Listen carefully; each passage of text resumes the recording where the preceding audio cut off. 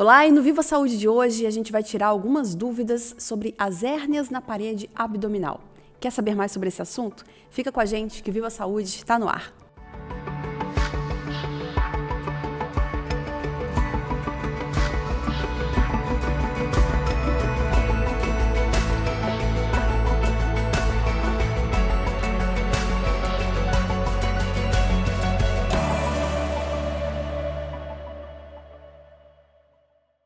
E em nome da Unicred e da Maria Rocha, hoje eu recebo aqui o Dr. Jaime Gelosa. E eu quero agradecer muito a sua presença aqui no nosso videocast, ter aceitado o nosso convite. Muito obrigado pelo convite.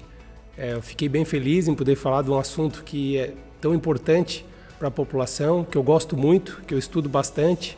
Eu espero que seja proveitoso essa nossa conversa. Com certeza vai ser, doutor. Então vamos começar do início? Vamos lá. Vamos explicar para o pessoal o que seria uma hérnia. Uma hérnia é um defeito na parede abdominal.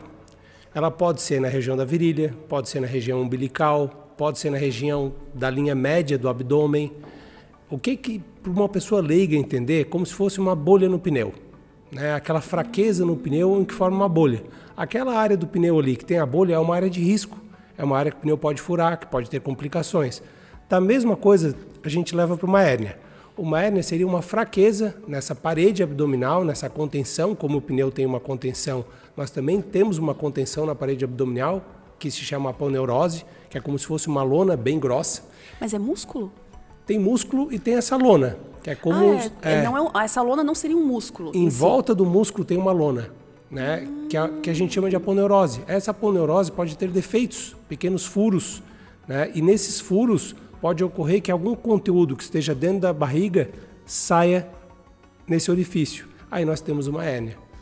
Ah, e esse conteúdo, ele pode ser um conteúdo tipo um órgão? Pode. Ah, pode? Pode ter uma hérnia com intestino delgado, pode ter uma hérnia com intestino grosso, pode ter uma hérnia com a bexiga.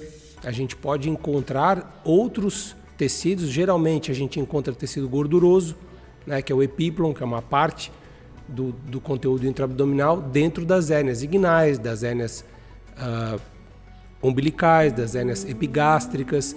Tem hérnia femoral, tem vários tipos de hérnias, né? Nem todas as hérnias são localizadas na parede abdominal, né? A gente pode estar aqui falando às vezes e o paciente acha que, não, mas eu tenho uma hérnia de disco. Não, hérnia de disco é lá com a ortopedia, na coluna. Não é uma hérnia da região abdominal. Ah, mas elas, se a gente for falar delas anatomicamente, elas são diferentes também? São diferentes. Elas ocorrem em locais diferentes.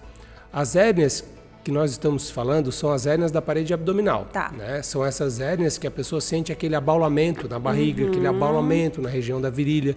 Às vezes já fez uma cirurgia, né? Eu fiz uma cirurgia de apendicite há 10 anos e agora está uma bola aqui na região que eu fiz a cirurgia. Possivelmente é portador de uma hérnia incisional, né, que é uma hérnia após uma incisão cirúrgica, daí a gente chama de hérnia incisional. Entendi. É uma fraqueza na parede abdominal. Mas, doutor, só pra gente situar também quem tá escutando a gente, quando as pessoas, porque geralmente a gente fala em hérnia, a gente pensa numa hérnia cervical, numa hérnia na lombar, né? Essa hérnia da parede do abdômen, em relação a essa hérnia que pode acontecer na nossa coluna, na coluna, ela também se forma semelhante a essa hérnia aqui? Ela se forma porque são conteúdos que estão em locais que não eram para estar. Né? Isso resume o que seria... A hérnia da região lombar, eu sei porque eu já tive o Dr. Martins e o Dr. Felipe Menegais que me trataram. É uma hérnia que é o conteúdo do disco herniário, né, do disco que está entre as duas vértebras, que ele sai do local dele e comprime um nervo. Isso é a hérnia lombar. A nossa hérnia é a hérnia na parede abdominal. Isso. Né? Um exemplo bem fácil de ver é quando a gestante começa a aumentar a cavidade abdominal para o feto se acomodar e o umbigo começa a alargar. Naquele orifício umbilical, geralmente pode ocorrer o quê? Uma herniação. Então, muitas gestantes elas apresentam hérnia umbilical por causa da gestação.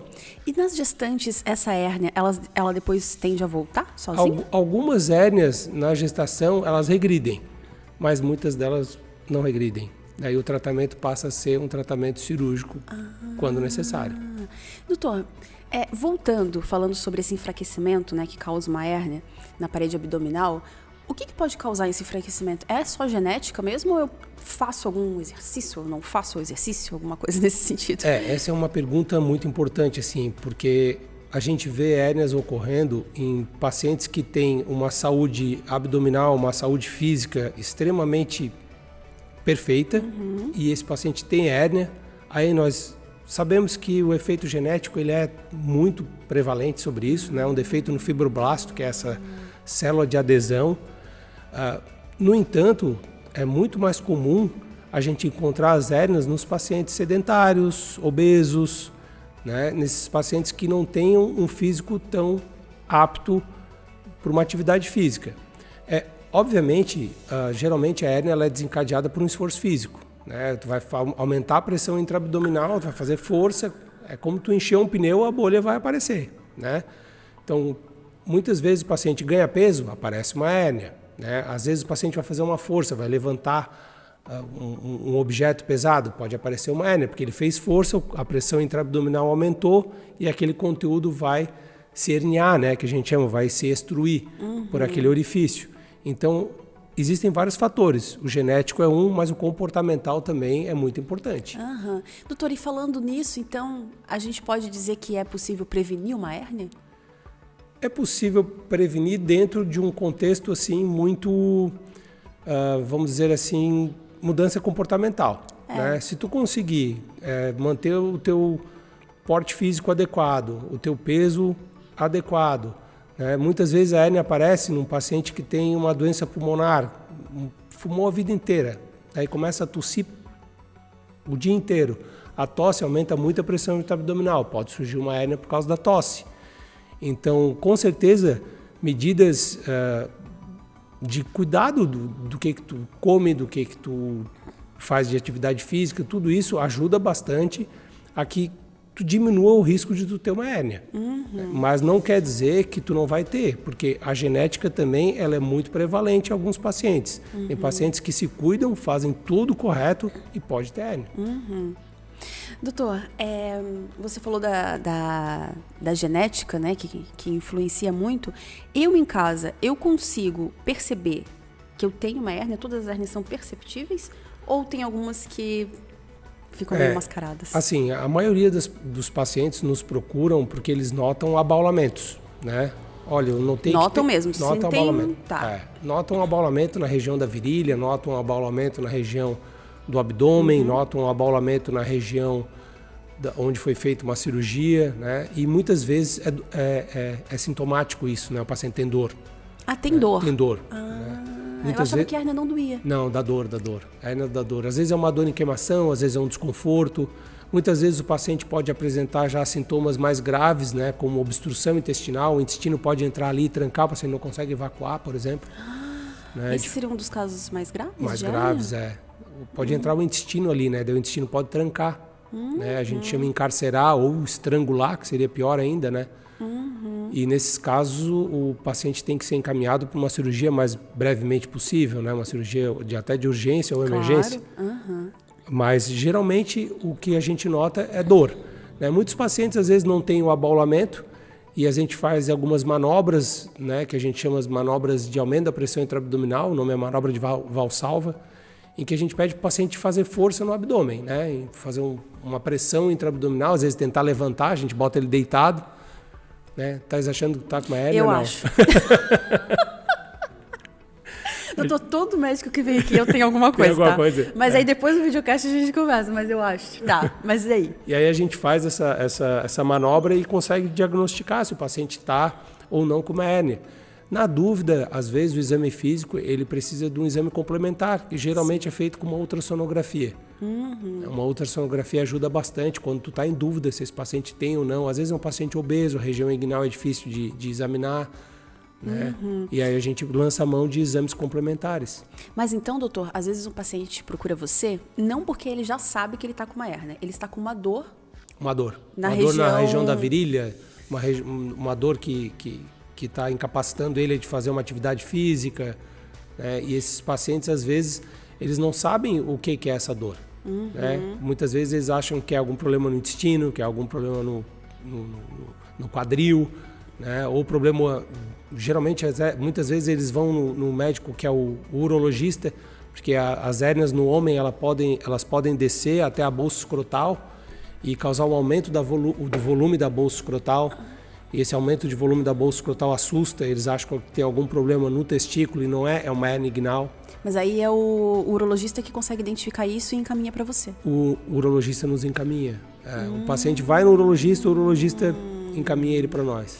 Então, doutor, a sua especialidade, ela não fica só no abdômen? Não. Ela tem outras áreas, né? Então explica pra gente, doutor, quais são as áreas que você consegue fazer uma cirurgia, por exemplo, de hérnia? Então, a hérnia, geralmente o tratamento é cirúrgico. Tá. Né? Na maioria das vezes, os pacientes com hérnias, eles têm que ser submetidos ao tratamento cirúrgico, porque essa hérnia pode evoluir e causar danos piores para esse paciente, como, por exemplo, trancar o intestino, como, por exemplo, isquemiar algum órgão, porque o órgão pode trancar ali e ficar preso e não ter mais suprimento sanguíneo, e a gente precisa operar esses pacientes. As modalidades de cirurgia que a gente tem hoje, a melhor hoje é a técnica minimamente invasiva, que é por videolaparoscopia, que é com um furinho na barriga. Né? E a gente sempre vai tentar colocar uma tela. Né? Uma tela, o que é uma tela? É como se fosse um remendo. Tá. Né? O que é o remendo? Como a gente tem lá um tecido que ele é todo furadinho, como se fosse uma tela assim de mosquito, sabe? Sim. Aquela tela? Aquela tela ali, não é aquela ali, é uma tela de polipropileno, bem melhor, óbvio, né? Sem risco nenhum para o paciente. Ela não tem. Hoje as telas estão assim cada vez melhores, super seguras.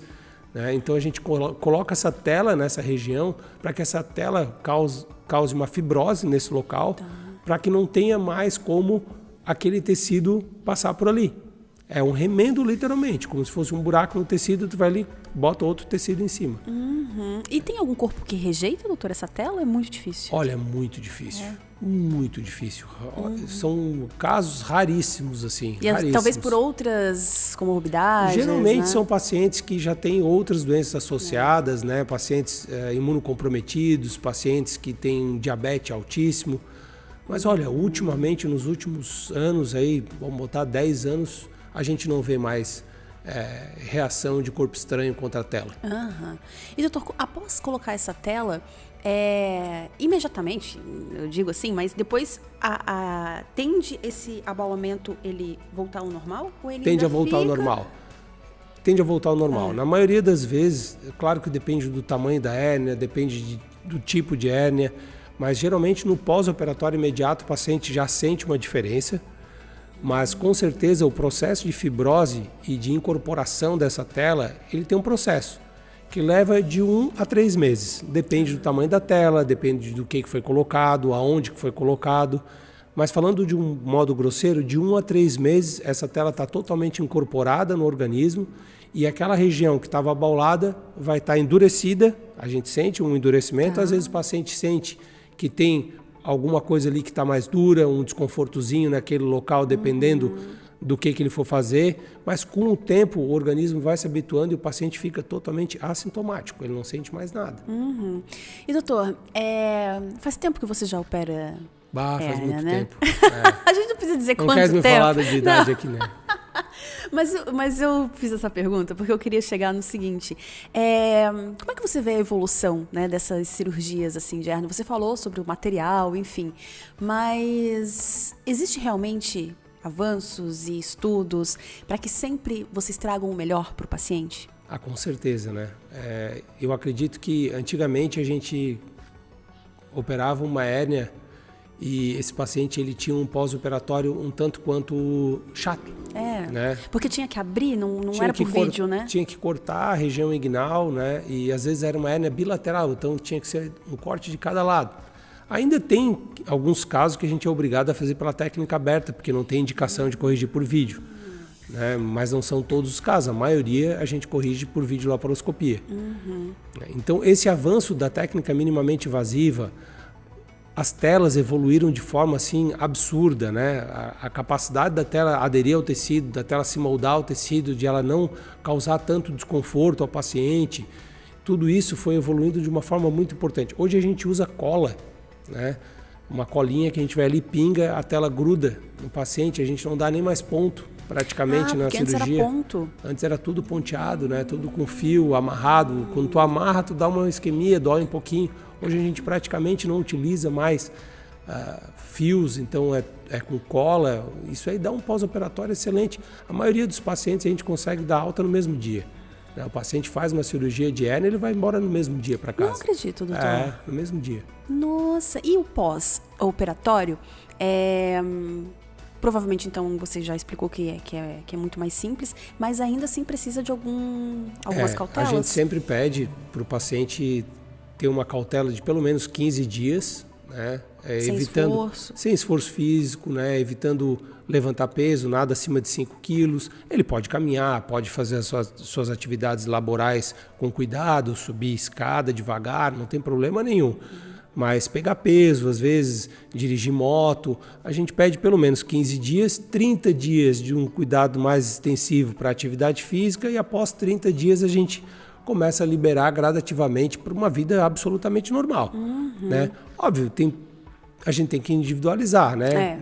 Tem pacientes que operam uma hérnia muito grande, às vezes a gente vai dar mais tempo de atestado, porque ele é um trabalhador braçal, ele carrega caminhão, então cada caso é um caso, a gente tem que individualizar o tratamento para a gente oferecer o que tem de melhor para o paciente. Doutor, um paciente que apresenta uma hérnia, ele está mais propenso a ter outras hérnias ou não tem relação nenhuma? Sim, tem. Pior que tem. A gente sabe que uma hérnia na virilha, por exemplo, do lado direito, a chance de ele ter do lado esquerdo é de 20% a 30%. Não já dá para botar uma tela ali também antes de acontecer? A maioria dos pacientes me pergunta isso, sabe? Só que assim, se a gente for botar uma tela, a gente está jogando na menor probabilidade, né? Então, assim, fazer uma cirurgia para prevenir uma hérnia não tem indicação. Né? É melhor a gente aguardar que ela ocorra e se ela ocorrer, a gente trata como a gente tratou a outra. Né? As hérnias epigástricas também, essas hérnias na linha média do abdômen, também elas têm uma recorrência bem grande. Né? Às vezes a gente opera uma hérnia epigástrica ali, supraumbilical, e passa 1 ano, 2 anos, o paciente volta, doutor, voltou a hérnia. Daí tu vai ver, não é, outra hérnia mais em cima. Né? Ele acha que é a mesma hérnia, mas não é. Outra hérnia mais em cima. Porque agora também com a evolução dessas telas, voltar a hérnia é muito Cada difícil, vez mais né? difícil. Cada vez mais difícil. Cada vez mais difícil. Pode ocorrer, às vezes, um flap, que a gente chama a tela dobrar, né? Às vezes o paciente dá um espirro no pós-operatório, né? Um movimento brusco, né? Um susto, às vezes vai cair alguma coisa. A tela pode dobrar e naquela região que ela dobrou fica uma fraqueza. Isso pode ocorrer. Mas é raro, são eventos bem raros assim. Eu acho que é importante a gente salientar que às vezes os pacientes eles vêm para um diagnóstico de hérnia achando que é sempre cirúrgico. Na imensa maioria das vezes é cirúrgico, né? Os casos são cirúrgicos, né? Mas nós temos vários tipos de hérnias e essas hérnias elas têm que serem avaliadas de acordo com o perfil do doente. Às vezes o paciente vem no meu consultório para mim operar uma hérnia de hiato. Ele vem, doutor, eu estou herniado, estou sentindo aqui que eu estou herniado, tal, eu tenho um exame aqui de uma endoscopia com uma hérnia de hiato. Hérnia de hiato, na maioria das vezes, não é cirúrgica. O que é hérnia de hiato? Hérnia de hiato é quando o estômago entra para dentro do tórax. É quando dá muito refluxo no paciente. E essa hérnia, a maioria das vezes, ela não é cirúrgica. Ela vai ser cirúrgica quando tiver outros comemorativos, quando o paciente tiver uma doença do refluxo muito importante, tiver muita azia, muita queimação, né, tiver uma esofagite importante. Se não faz o quê?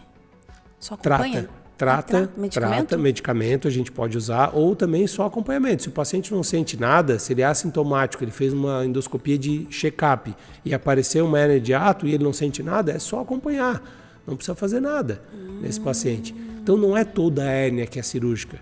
Por isso que é importante a avaliação. Na maioria das vezes, as hérnias de parede abdominal merecem tratamento cirúrgico. A imensa maioria.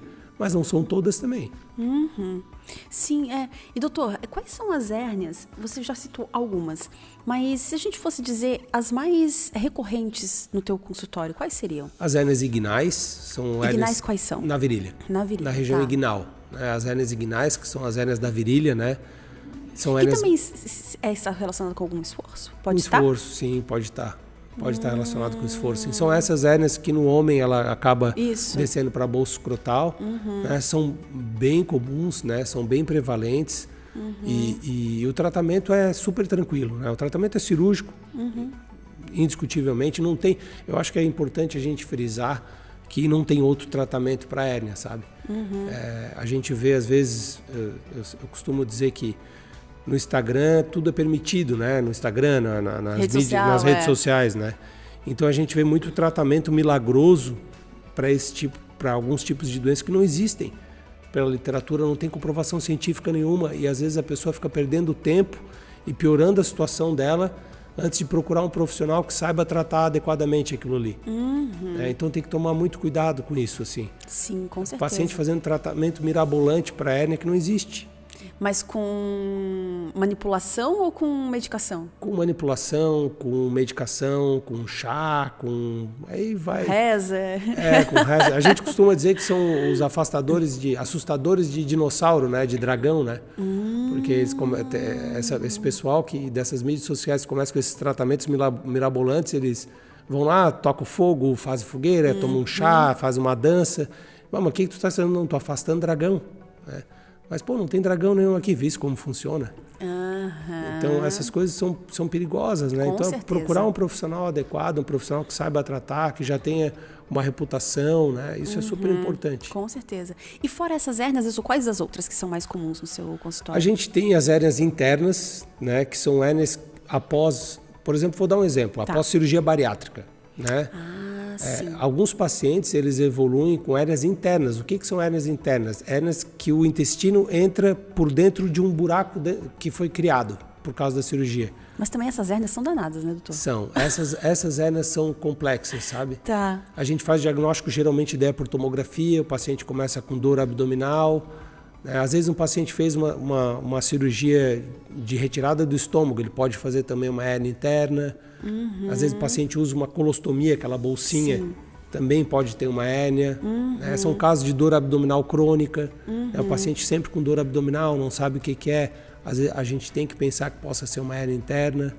Porque é isso que a gente já tinha conversado antes, né? Muitas vezes eu não preciso sentir a hérnia. Não, né? Muitas vezes tu não precisa sentir. Eu não consigo identificar o que é, eu tô com uma dor, mas e quando vai ver, é uma hérnia. Não necessariamente ela vai estar saltada, assim, Não necessariamente ela vai estar saltada. A gente faz as manobras, às vezes, pra gente poder dar o diagnóstico pro paciente. Mas algumas hérnias é necessário tu lançar mão de exames complementares, ultrassom, tomografia, ressonância magnética, depende da localização da hérnia e o que a gente está procurando. A gente operou no passado, agora faz pouco tempo, uma hérnia diafragmática. O diafragma é um músculo que está entre o tórax e o abdômen, ele divide o tórax e o abdômen, é um músculo da respiração. E nesse músculo tinha um baita de um buraco, né? Um orifício onde que herniou todo o estômago da paciente para dentro do tórax, né?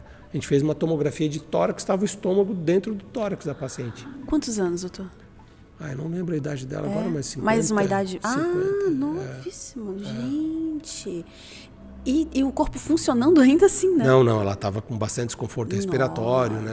Ela estava desconfortável, né? Daí a gente fez o quê? A gente puxou o estômago para dentro da cavidade abdominal, né? Tudo por vídeo também, não precisou abrir a barriga, nada, né? E a gente fechou o orifício do diafragma, desse músculo, né? Doutor, a gente estava falando das grávidas e muitas grávidas depois elas ficam com a diástase, né? Que é um enfraquecimento. Pode levar a uma hérnia depois por causa... Ou não tem nada... Um enfraquecimento é totalmente diferente do outro. Super importante a tua pergunta, assim. A diástase do reto abdominal. Reto abdominal são dois músculos que tem na parede abdominal, né? Eles descem aqui na parede abdominal. E o que ocorre? Quando a gestação começa a ocorrer, esses músculos começam a distender um do outro, porque a barriga está inchando, né? Então o músculo começa a separar um do outro. Isso a gente chama de diástase. Isso. Embora ele separe, a lona que segura eles, é aquela lona que eu te falei, que a gente chama de aponeurose, ela está íntegra. Ela está totalmente perfeita, né? Então não tem hérnia naquela região. Tem uma diástase, uma separação dos músculos.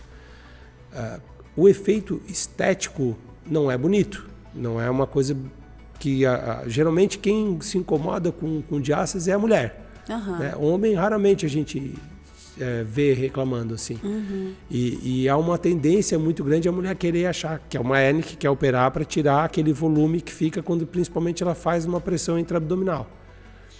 Essas diástases, elas são corrigidas geralmente no processo da abdominoplastia, onde o cirurgião plástico já faz a plástica da parede abdominal, né, e já aproxima os músculos, né, os reto-abdominais. A cirurgia plástica consegue fazer? A cirurgia plástica consegue fazer, né, durante o procedimento da abdominoplastia. Muitas vezes a gente ajuda a cirurgia plástica. Hoje mesmo a gente teve uma cirurgia que eu fiz com um cirurgião plástico. Eu ia te perguntar isso, doutor. Vocês trabalham com uma equipe multidisciplinar também, quando você fala hérnia? Tem que ter, todo mundo tem que estar envolvido, né? Eu recebo bastante paciente da fisioterapia também, né? Aqueles pacientes que estão tratando uma pubalgia crônica e acabam fazendo o diagnóstico de uma hérnia do esportista, que são hérnias pequenas e difícil diagnóstico. Então, a fisioterapia ajuda bastante também, encaminha bastante o paciente para a gente. Sim. É porque, assim, querendo ou não, né, doutor? Se a gente for pensar, a nutrição, né, a alimentação precisa estar envolvida, o exercício físico, como a gente falou antes, né? Então, assim, um corpo saudável ainda não quer dizer que não vai ter, mas ajuda muito. Já diminui muito, né, os riscos. Então, se você também tem uma equipe que você trabalha, que você, né, que tem um fisioterapeuta, que tem nutricionista, a gente sempre encaminha, né, paciente perder peso, fundamental, né? Tem paciente que a gente não opera de hérnia porque ele está com um peso muito alto. E daí tem riscos da cirurgia? Porque não vai segurar, né? Aquela tela que a gente consegue, que a gente bota ali, não segura toda aquela pressão ali. Entendi. Né? Um paciente com um índice de massa corpórea muito alto, acima de 30, 35, com hérnias volumosas, a gente acaba dizendo, não vou te operar porque vai voltar a tua hérnia. Né? Então tu precisa perder peso. Já teve paciente que procurou a gente com hérnia para operar e nós indicamos fazer cirurgia bariátrica, porque não tinha como ele conviver com aquela hérnia e ele precisava emagrecer e não conseguia emagrecer. Né? Daí hipertenso, pressão alta, diabético, né? Dislipidêmico, colesterol lá no teto. Por isso que é importante também procurar um cirurgião de confiança, né, doutor? Porque com certeza. Não, às vezes vai lá, não, então vamos operar aqui de qualquer jeito. Não, tem que olhar o paciente como um todo para entender o que é o melhor mesmo para ele. Até né? porque o nosso resultado da cirurgia da hérnia, ela depende da tua indicação, né? Se tu indicar mal a cirurgia, tu vai ter um resultado ruim, né? A hérnia vai voltar, o paciente vai ficar chateado, tu vai ficar chateado também. Né? Pode voltar? Pode. Mas a imensa maioria não ocorre. A imensa maioria sai muito satisfeito com o resultado cirúrgico. Com certeza. Que não é só estético também, né, doutor? Não, a maioria das vezes não é estético. A maioria das vezes é para a saúde. A diástase é estético. A diástase do reto abdominal é uma cirurgia estética, não é uma cirurgia funcional. Não é uma cirurgia que visa prever alguma complicação. Hérnia, o tratamento é cirúrgico. A diástase, nós vamos ter que conversar à parte. O que está acontecendo? Não, é que eu estou infeliz porque a minha barriga não está bonita, porque eu engravidei e agora ficou assim. Né? E quando você disse que trabalhou com um cirurgião plástico numa cirurgia, é para tratar, por exemplo, de casos assim como diástase? Essa paciente hoje, ela tinha diástase do reto abdominal e tinha uma hérnia umbilical associada. Daí já faz as duas... A gente fez a aplicatura, né, da bainha do reto abdominal e a correção hérnia-rafia umbilical. Interessante. Fica legal, muito doutor. bom. O resultado estético é fantástico, né? Aí já pode fazer uma lipo 3D? Já faz tudo. Já não, sai maravilhosa. Sai maravilhosa. Ai, doutor, mas a gente brinca, mas tá sendo, né, muito interessante essa nossa conversa, principalmente para entender as principais diferenças, assim, né? Muita gente acha que a hérnia, realmente, ou é só aquela hérnia de disco que não tem nada a ver, que é o do ortopedista, ou que é essa hérnia que salta porque eu fiz algum esforço, enfim, não. Mas não. Não, tem vários tipos. São vários tipos, né? Muitas pessoas propensas que talvez não tenham um significado, um sentido, assim, de estar fazendo alguma coisa para ter. E às vezes, assim, a gente pega alguns pacientes, infelizmente, que acham que é uma hérnia e não é. São doenças, às vezes, até mais graves, né? Eu já atendi alguns pacientes que achando que era uma hérnia na região da virilha e não era um sarcoma, que é uma doença de um tumor de partes moles, né? Que pode ser um câncer? É um câncer? É um câncer. Já atendi paciente que achando que era hérnia e era linfoma, que era uma doença dos linfáticos, os gânglios linfáticos, as ínguas, começam a crescer na região da virilha e o paciente achou que era uma hérnia. E aí, doutor, como é que é nessa hora? É difícil, lidar né? Com Porque o paciente, né? Que chega às vezes... É difícil, né? A gente tem que se colocar no lugar do doente e tentar abraçar ele e ajudar ao máximo que a gente puder. Né? Tentar dar o melhor caminho para ele, tentar agilizar ao máximo os exames, agilizar ao máximo o atendimento que ele precisa, né? Para que também ele se sinta abraçado, se sinta acolhido, né? E que dê segurança para ele que ele vai ter um tratamento para que ele consiga sair daquilo ali, daquela situação. Eu admiro muito assim a profissão, né, a medicina, porque vocês lidam com pessoas, né, que têm sonhos, que têm suas vidas, que chegam ali às vezes com uma expectativa e às vezes podem receber uma notícia dessa, né?